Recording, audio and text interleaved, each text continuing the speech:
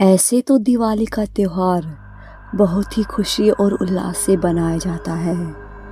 इस दिन श्री रामचंद्र 14 वर्ष का वनवास काट कर अयोध्या लौटे थे और इसी खुशी में अयोध्या वासियों ने घी के दीपक जलाकर श्री रामचंद्र जी का स्वागत किया था। पर जहाँ पर कुछ अच्छा होता है वहाँ पर बुरा भी जरूर होता है। अमावस्या की काली रात के बारे में तो आपने सुना ही है कि किस तरह से अमावस्या की काली रात में बुरी शक्तियाँ अधिक ताकतवर हो जाती हैं और ये दिवाली की रात भी उसी अमावस्या की काली रात को आती है। मैं एक बार अपने पूरे परिवार के साथ दिल्ली से घर आ रही थी, तभी रास्ते में हमें एक बूढ़ी औरत दिखाई दी। इस ठंड में उस औरत को बैठा देखा तो हमने सोचा कि उसकी थोड़ी मदद कर दे। तभी मेरे हस्बैंड ने उसको कपड़े देने के लिए उस औरत के पास गए और उन्होंने उस बूढ़ी औरत से कहा कि शायद आपकी इससे कुछ मदद हो जाए। ये सब सुनकर जैसे ही उस औरत ने अपना सर उठाकर ऊपर देखा, वो औरत नहीं बल्कि एक डायन थी। मेरे हस्बैंड तभी वहाँ से उठे और कार में बैठ गए। फिर उन्होंने कार इतनी तेजी से चलाई, तभी हमने देखा कि वो हमारा पीछा कर रही है। डर के कारण कार डिसबैलेंस हो गई और हमारी कार एक पेड़ से जाकर टकरा गई। जब मेरी आंखें खुली तो मैं रोड पर अकेली थी। मुझे कुछ देर तक तो कुछ भी समझ नहीं आ रहा था। तभी मुझे अपनी कार दिखी तो मैं तुरंत उठी और कार की तरफ जाने लगी। तभी मुझे सब याद आ गया और मैं और तेज़ी से चलने लगी और जैसे ही मैं कार के पास गई, वहाँ पर कोई नहीं था। ना ही मेरे हस्बैंड, ना ही मेरे सास ससुर और ना ही मेरी ननद। तभी मुझे किसी के आने की आवाज़ आई। मैंने जैसे ही उधर देखा, वैसे ही मेरी जोर से चीख निकल गई। जब मैं पीछे मुड़ी तो वहाँ मुझे पेड़ के पास कोई खड़ा हुआ दिखाई दिया, तो मुझे लगा कि वहाँ पर मेरी ननद या मेरी सास हो। तो मैं उन्हें आवाज़ देते हुए थोड़ा पास गई। जब वो औरत पीछे मुड़ी तो वो औरत ना तो मेरी ननद थी और ना ही मेरी सास, वो तो वही डायन थी। उसे देखकर मेरी चीख निकल गई और मैं अपनी कार की तरफ भागी और कार में बैठ गई और कार को स्टार्ट करने लगी। कार स्टार्ट हो भी गई। मैं थोड़ा आगे गई थी कि मेरा ध्यान अपनी फैमिली की तरफ गया और मैंने उन्हें ढूंढने का सोचा और कार को यू टर्न लिया और तेज़ी से वहाँ गई जहाँ पर हमारी कार का एक्सीडेंट हुआ था। जब मैं उस पेड़ के पास गई तो वहाँ पर मेरी ननद थी।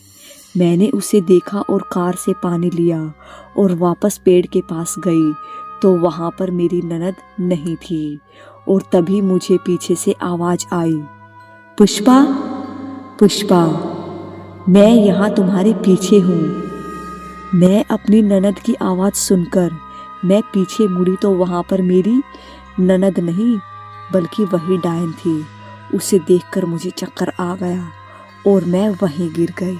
जब मेरी आंखें खुली तो वहाँ पर कोई नहीं था। फिर मैं उठी और जाने लगी।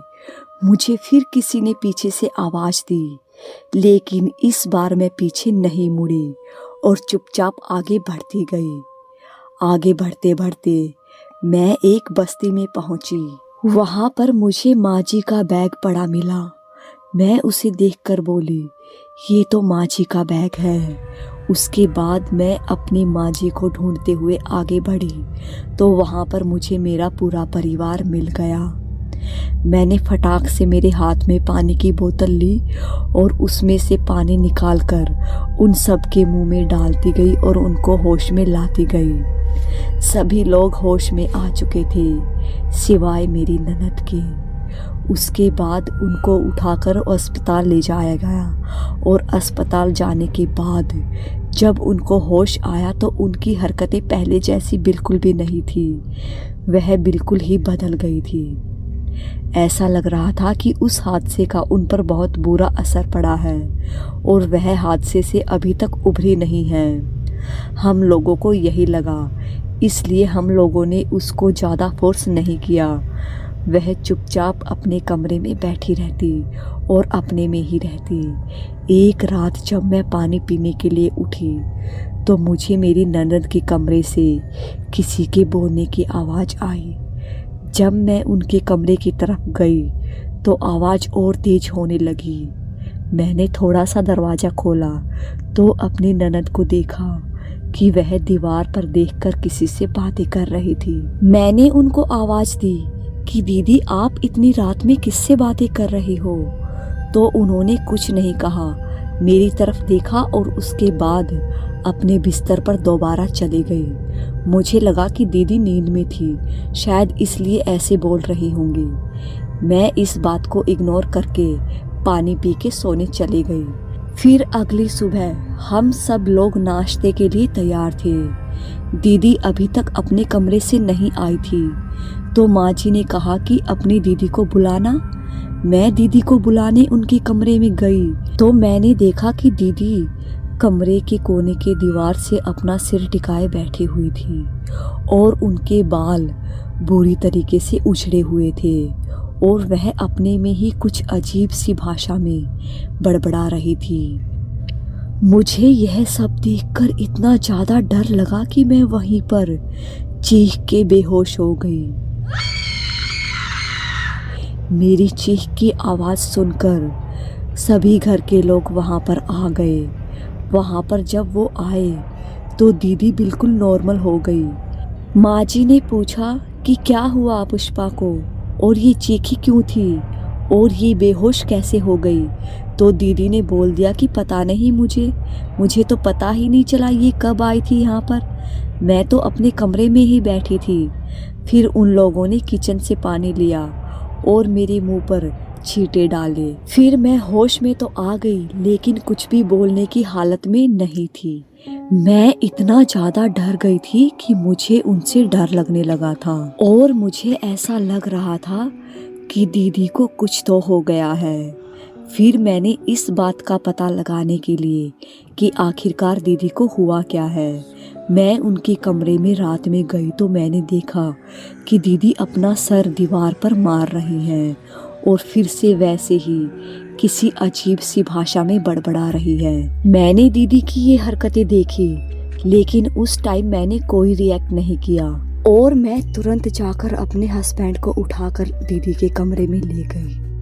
मैं दीदी के कमरे में उनको लेकर गई तो मैंने देखा कि दीदी बिल्कुल आराम से सो रही थी। मैं ये सब देखकर चौंक गई कि दीदी जस्ट अभी अपना सर दीवार से पीट रही थी और अजीब अजीब हरकतें कर रही थी। उनके बाल एकदम उजड़े हुए थे। अचानक वह बेड पर एकदम सही हालत में कैसे सो रही हैं। मुझे कुछ समझ में नहीं आ रहा था कि वह सब मुझे ही लग रहा है या मेरा कोई वहम है। आखिरकार दीदी को क्या हुआ था? क्या सच में ये मेरा वहम था या फिर दीदी के ऊपर किसी बुरी शक्ति का साया था?